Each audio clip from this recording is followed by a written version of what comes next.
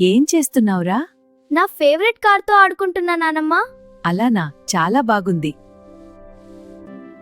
ఇది నా favourite car. Wow, అది ఇంకా బెటర్ ఉంది.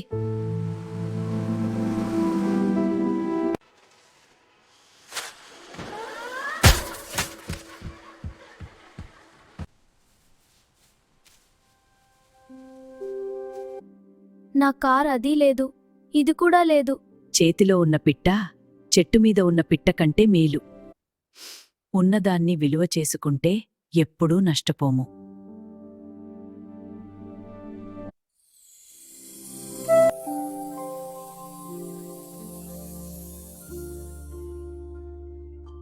రేపటికి అందరూ ఒక డ్రాయింగ్ తీసుకురండి. చిన్న ప్రైజ్ కూడా ఉంటుంది. ఇంకా టైం ఉంది, రేపు ఉదయం చేస్తాను. మిగతా పిల్లలు మాత్రం నెమ్మదిగా బాగా చేసుకుంటున్నారు. ముందే వర్క్ చేసుకోరా, చిన్న పని అమ్మా తర్వాత చేస్తాను. ఇప్పుడే చెయ్యి అమ్మా ప్లీజ్. అయ్యో, టైం అయిపోతుంది. చాలా బాగా వచ్చాయి మీ డ్రాయింగ్స్. నువ్వింకా బాగా చేయగలవు కదా. ఇది అంతగా రాలేదు. ఆలస్యం అమృతం విషం. సమయానికి చేసిన పని అమృతం లాంటిది. ఆలస్యమైతే అదే పని విషం అవుతుంది. ముందే చేసి ఉండాలి.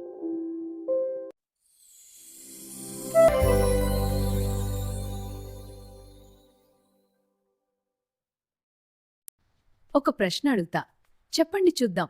పొలం బలహీనంగా కనిపిస్తే పంట బాగా వస్తుందా? రాదు మేడం, అది వృథా అయిపోతుంది. ఒక ఊరిలో ఒక రైతు పొలం ఇలా బలహీనంగా కనిపించేది. చూడండి పంటలు ఎంత బలహీనంగా ఉన్నాయి. నేను కూడా ఆందోళన చెందుతున్నాను.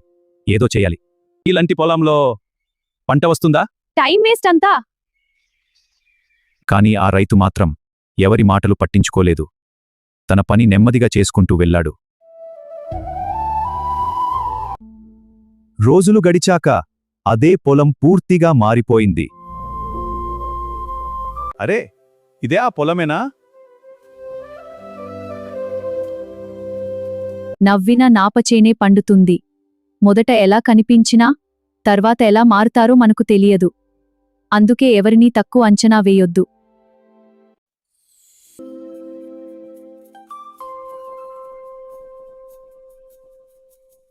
ఎవరైనా పాట పాడాలనుకుంటున్నారా? రామ రామ శ్రీరామ రామ నీవే నా శరణం. ఇది పాట. మళ్ళీ ప్రయత్నిస్తా. రోజు కొంచెం కొంచెంగా అభ్యాసం చేస్తూ వచ్చింది.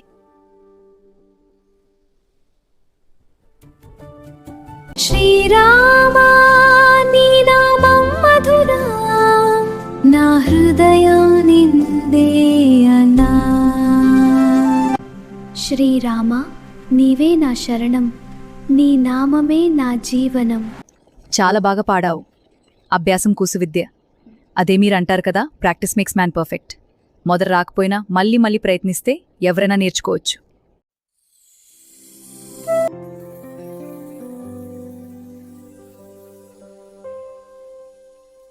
పిల్లలు, మీలో ప్రతి గ్రూప్ ఒక మోడల్ తయారు చేయాలి. బెస్ట్ గ్రూప్ కి ప్రైజ్ ఉంటుంది. నువ్వు అది చెయ్యి. నువ్వు కలర్స్ తీసుకురా త్వరగా. అలా కాకుండా చెప్పిందే చెయ్యి. చేయాలనిపించడం లేదు. మనమంతా కలిసి చేస్తే బాగా వస్తుంది కదా. నువ్వు డ్రాయింగ్ చేస్తావా? ఓకే. నువ్వు కలర్స్ చూసుకుంటావా? ఓకే. అందరూ కలిసి చేస్తే పని కూడా బాగా అయింది.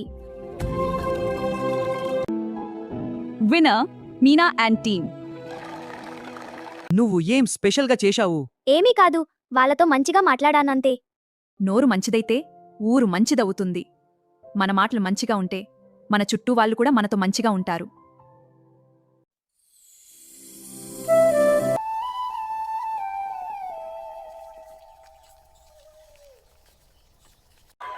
అయ్యో పరిగెత్తండి, ఏదో జరిగింది.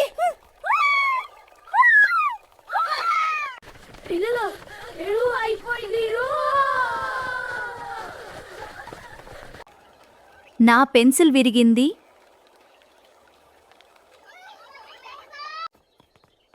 ఇంత హడావుడి ఎందుకు? ఊళ్ళో పెళ్లికి కుక్కల హడావుడిలాగా ఉంది. చిన్న విషయం కోసం పెద్ద హడావుడి అవసరం లేదు.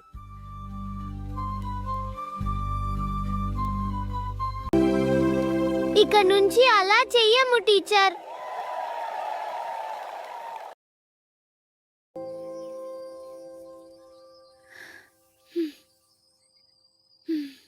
ఒక చిన్న గ్రామంలో రాము అనే బాలుడు ఉండేవాడు.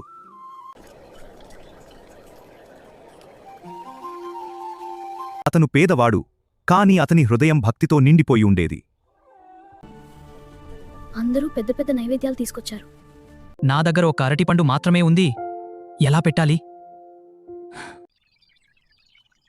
ప్రేమతో పెడితే చాలు. అతను ఆ ఒక్క అరటిపండును భక్తితో సమర్పించాడు. రాము, నువ్విచ్చింది ప్రేమతో కూడుకున్నది, అందుకే అది నాకు చాలా ప్రీతికరమైనది.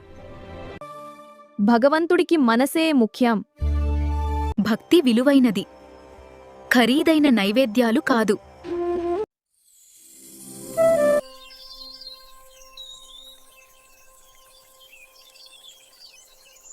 ఒక చిన్న గ్రామంలో లక్ష్మి అనే పాప ఉండేది. ఆమె కుటుంబం చాలా పేదదది.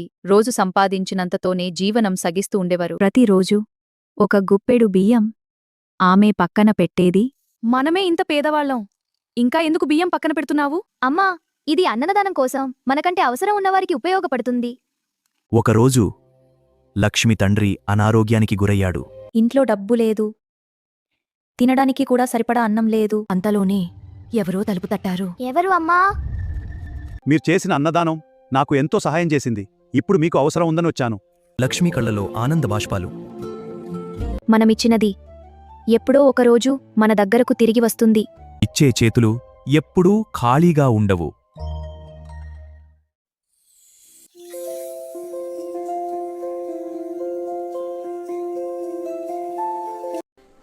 ఒక అందమైన గ్రామంలో ఒక చిన్న ఉడత ఉండేది. ఆమె చాలా చురుకుగా తెలివిగా ఉండేది. ప్రతిరోజు అక్కడ గుడిలో పడిపోయిన గింజలు తీసుకునేది. ఒకరోజు ఉడత ఆహారం తీసుకుంటుండగా అక్కడ ఆకలితో నీరసించిన పక్షులను చూసింది. ఇది మీకు. ఉడత హృదయం సంతోషంతో నిండిపోయింది. కొన్ని రోజుల తర్వాత ఒకరోజు భారీ వర్షం పడింది. అప్పుడు ఉదాతకి ఎక్కడికి వెళ్ళవో తెలియలేదు. అప్పుడే ఆ పక్షులే వచ్చి ఉడతని కాపాడాయి. చిన్న సహాయం కూడా పెద్ద రక్షణగా మారుతుంది.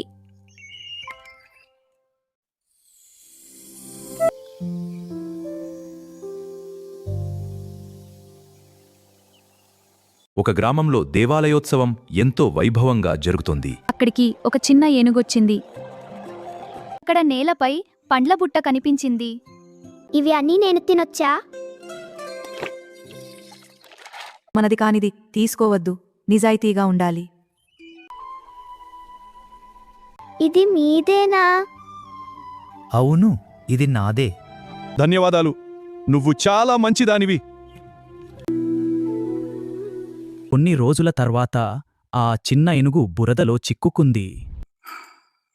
అందరూ కలిసి వచ్చి ఏనుగును బయటకు తీశారు. మనస్ఫూర్తిగా చేసిన మంచి కష్టకాలంలో రక్షణగా నిలుస్తుంది.